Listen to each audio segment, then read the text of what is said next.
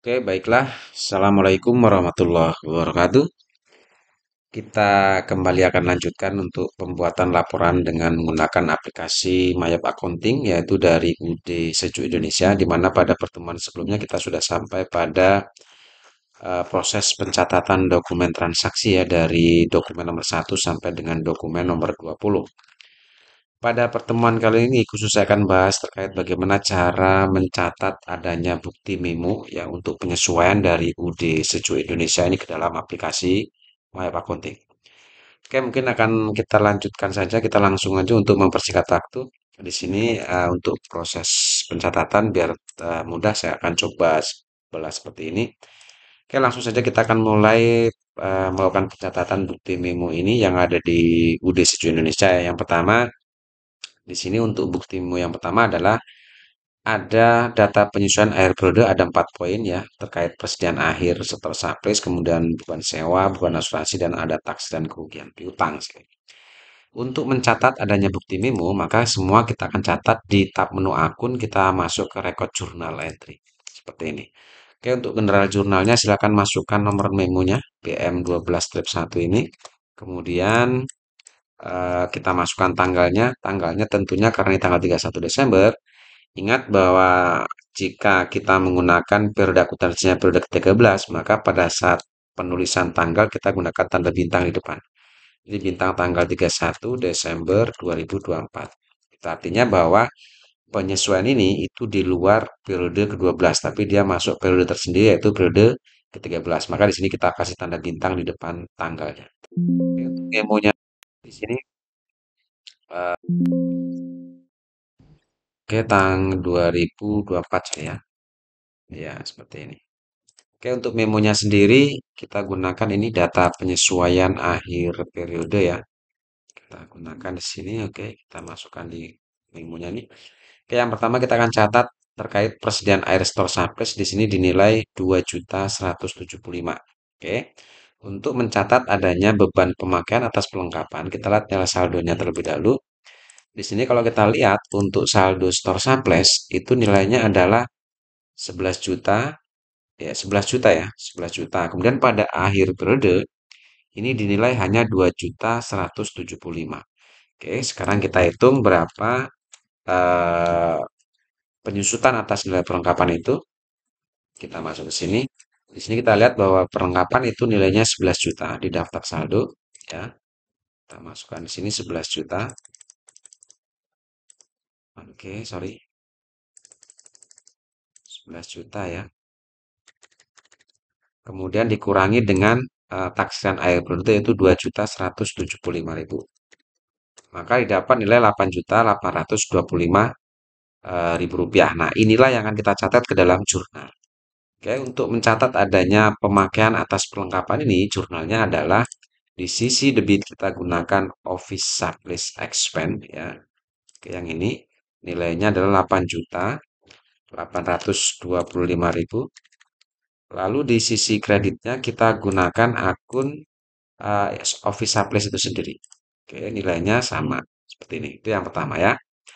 Yang kedua, beban sewa toko Desember 2024 adalah 2 juta. Di sini sudah disebutkan bahwa untuk beban sewa toko untuk bulan Desember itu nilainya 2 juta. Berarti nilai 2 juta inilah yang akan kita catat ke dalam jurnal. Oke, jurnal untuk mencatat adanya beban sewa ini, maka di sini kita catat dengan jurnal di sisi debit. Kita gunakan rent expense ya, seperti yang ini. Nilainya adalah 2 juta. Lalu di sisi kreditnya kita gunakan akun prepaid rent. Nah, berarti yang ini. Oke, kita tap otomatis 2 juta. Oke, lalu yang ketiga ada beban asuransi Desember yaitu 1.750. Ini pun sama dengan poin yang kedua. Sudah disebutkan beban asuransi Desember 1.750. Berarti nilai ini yang kita catat ke dalam jurnal. Oke, jurnal untuk mencatat adanya beban asuransi di sisi debit kita masukkan insurance expense atau beban asuransi. Ya, yang ini nilainya 1.750. Lalu di sisi kreditnya kita gunakan insurance expense. Kode 1 prepaid insurance, sorry. Prepaid insurance ya, 1.750. Oke, poin ketiga selesai. Sekarang kita masuk poin yang keempat. Untuk poin yang keempat di sini bahwa taksi dan kerugian piutang itu dinilai 2,5% dari taksiran dari saldo per 31 Desember. Artinya bahwa kerugian piutang itu ditaksir 2,5% dari nilai saldo piutang. Sekarang kita lihat saldo piutangnya berapa di sini. Di sini kita lihat bahwa untuk saldo piutang itu adalah 566.325.000. Oke, kita hitung 566 juta ya. 566 juta berapa ini? 325.000. Nah, ini untuk nilai saldo piutangnya. Oke, sekarang coba kita kalikan dengan 2,5%. 2,5%. Didapat nilai 14.158.125. Oke, ini adalah 2,5%-nya dari nilai saldo. Nah, sekarang kita lihat bahwa saldo cadangan di sini 12.800.000 ya. Jadi ada cadangan kerugian piutang hanya 12.800.000, sedangkan ditaksir beban kerugian piutangnya adalah 14 juta. Nah, di sini ada kekurangan cadangan. Oke, sekarang coba kita berapa kurangnya? Kita kurangi di sini dengan nilai saldo cadangan kerugian piutang yaitu 12.800.000. Dikurangi dengan 12.800.000. Oke, 12.800.000 didapat 1.358.125.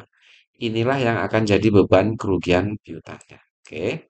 Nah, jurnal untuk mencatat adanya beban kerugian piutang ini kita gunakan di sisi debit, kita gunakan beban kerugian piutang atau bad debt expense ya. Nilainya 1.358.125.000.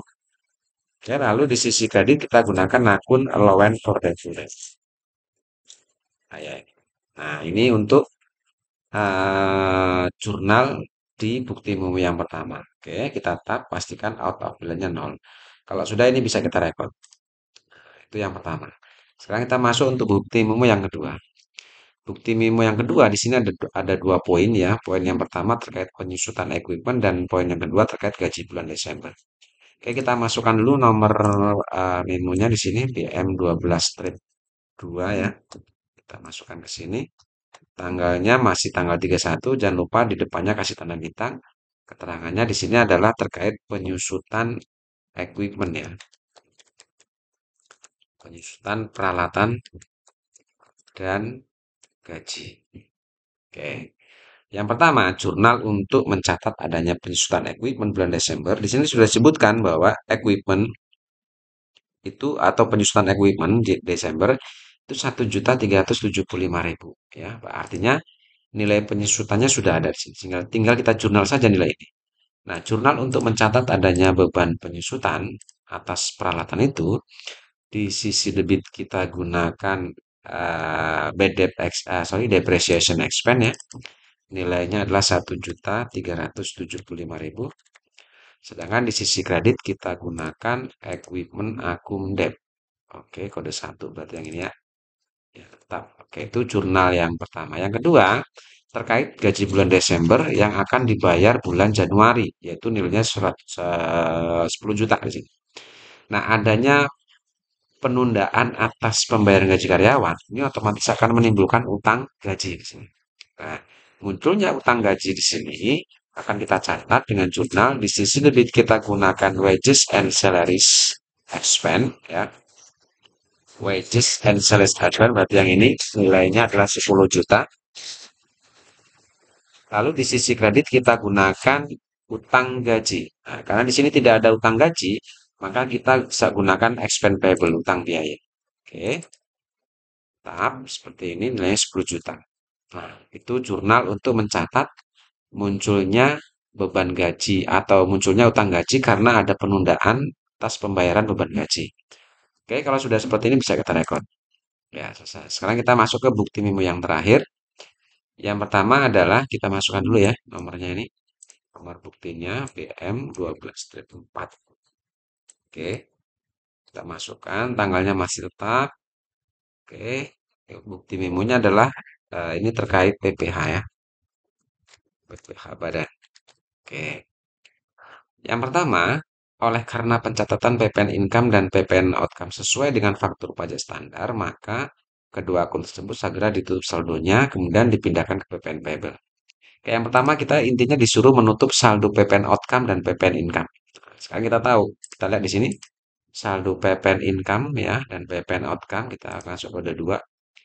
PPN outcome di sini saldo normalnya dia ada di sisi sebelah kredit. Oke, nilainya di sini untuk PPN outcome-nya adalah 100 berapa ini? 100 sorry. 143.375.000. Oke, kita catat di sini biar tidak bingung ya. 143.375.000. Oke. Kemudian PPN kita masukkan dulu ya. Ini saldo normal PPN outcome kan dikredit, maka pada saat pencatatan di jurnal penyesuaian kita karena mau menutup saldo maka kita masukkan di sisi sebelah debit ya, PPN outcome di sisi sebelah debit. Oke, PPN income itu kita letakkan di sisi sebelah kredit. Oke. Nanti kita letakkan di sisi sebelah kredit. Oke, untuk PPN outcome-nya sendiri adalah 143.375.000. Sedangkan PPN income-nya di sini kita lihat di sini PPN income itu ada di kode 1 masuk aset ya. Nah, ini nilainya adalah 110 juta. Oke, kita catat di sini 110 juta. Berapa ini? 822.000. Oke, baru kita pindahkan ke sini. 110 juta 822.000. Nah, seperti ini. Nah, kemudian perintahnya di sini adalah bahwa selisih saldonya disuruh dipindahkan ke PPN payable. Maka di sini kita masukkan ya, ada selisih di sini ya. Selisihnya adalah 32.553.000. Nah, selisih ini akan kita masukkan di PPN payable. PPN payable kode 2 ya. Nah, ini.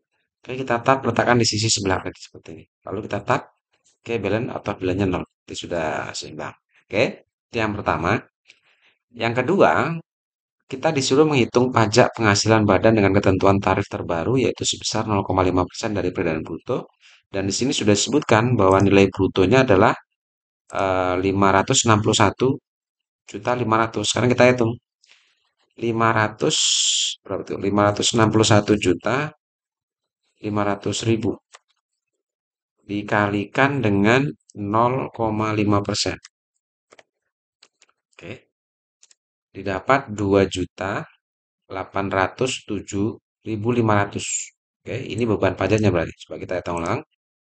0,5%. Oke, sorry, sorry.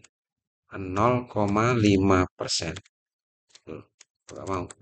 Ke 561.500.000 dikalikan dengan 0,5. Oke, dibagi 100. Ya, ketemu 2.807.500. Inilah PPh-nya yang kita catat, yang akan kita catat ke jurnal. Oke, jurnal untuk mencatat adanya PPh ini di sisi debit kita gunakan income tax expense ya. Oke. Nilainya tadi adalah sorry. 2.800 2.807.500. Oke. Lalu di sisi kredit kita gunakan income tax payable. Kita masukkan kode 2. Nah, income tax payable di sini ada empat ya. Kita gunakan yang income tax payable pasal 25. Ini sesuai karena sesuai dengan nilai bruto seperti ini ya. Kalau sudah kita tap. Oke, selesai. Ya, semua bukti memo ini sudah kita masukkan ke dalam Mayop ya. Kalau sudah seperti ini kita bisa record langsung. Ya, selesai. Oke, kemudian langkah terakhir setelah kita memasukkan bukti memo, kita akan melakukan cetak laporan. Nah, untuk mencetak laporan cukup gampang, kita masuk ke report sini. Yang pertama, kita akan cetak laporan terkait trial balance atau laporan neraca ya. Atau mungkin rugi laba terlebih dahulu, profit and loss. Kita catat untuk profit and loss accrual ini. Oke, di sini date from-nya November to Desember ya. Kemudian di sini sudah betul, kita lihat display. Ya, ini net profit-nya 750 juta 281 ribu. Oke, net profit ini. Kalau sudah kita save, send to sorry ya. Cara nyimpennya adalah pakai send to. Oke, kita simpan dalam bentuk PDF seperti ini. Silakan kalian simpan, letakkan di mana yang ingin kalian letakkan ya. Di sini saya simpan di drive D di foldernya Sejuk Indonesia. Kalau sudah selesai. Oke, itu yang pertama. Cetak laporan yang kedua terkait trial balance. Berarti yang ini. Oke, sama ini kita bulan, sorry ya, tadi agak salah ini. Untuk yang profit and loss-nya, November sampai Desember, sampai periode ke-13 ya. Karena kita masuknya periode 13 display. Nah, ini yang benar. Oke, kalau sudah kita save ya, send to PDF. Oke, save. Kita timpa saja kalian tadi.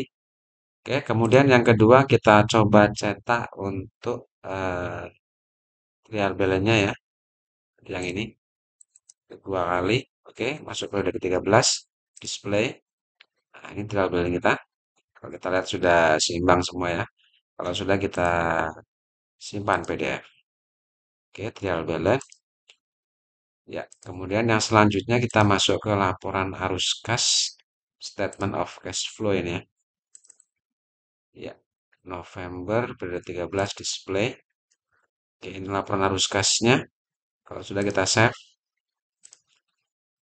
ya save seperti ini. Oke, selesai close. Yang terakhir mungkin kita butuh laporan yaitu terkait apa nih? Saya rasa itu yang biasa dibutuhkan ya untuk laporan untuk catat laporannya, laporan laba rugi, neraca, kemudian apa trial balance, kemudian laporan arus kas. Kalau kita misalnya butuh masing-masing laporan jurnal di sini ada cash disbursement, ada cash receipt. Ini boleh, tapi saya rasa ini nggak perlu juga ya. Saya rasa 3 poin itu yang penting, yang mesti kita harus cetak di sini. Oke, saya rasa cukup ya. Ini untuk Mayop. Saya rasa kita akan lanjutkan untuk pertemuan berikutnya terkait membahas untuk aplikasi Mayop yang paket 4. Saya rasa cukup ya. Terima kasih. Assalamualaikum warahmatullahi wabarakatuh.